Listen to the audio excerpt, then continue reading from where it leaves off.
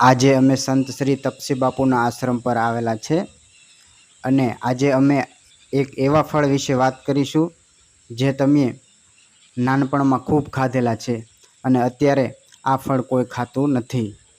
જે આપણી આગલી પેઢી છે એણે બહુ ખૂબ ખાધેલા છે. જો આજે ટેકરી પર ઘણા બધા લીમડા આવેલા છે અને આ લીમડા પર એક લીંબોરી નામનું ફળ આવે છે. આજે અમે લીમડા પર અમારા દોસ્તાર ધીરુભાઈને ચડાવીશું.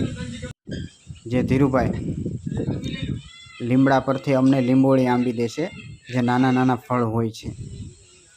મિત્રો, તમને ખ્યાલ હશે કે આ ફળ ખાવાથી બીપી, પલ્સ, સુગર જેવી અનેક બીમારી કંટ્રોલમાં રહે છે અને આ ફળ ખાવાથી એક પણ બીમારી નથી થતી.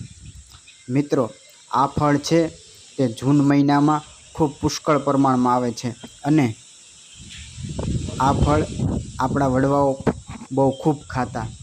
જો લ્યો મિત્રો, અમે દરરોજ ખાઈએ છીએ.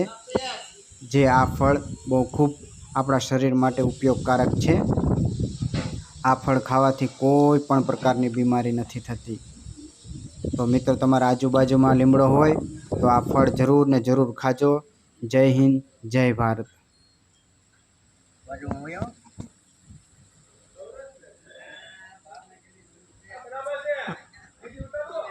બસ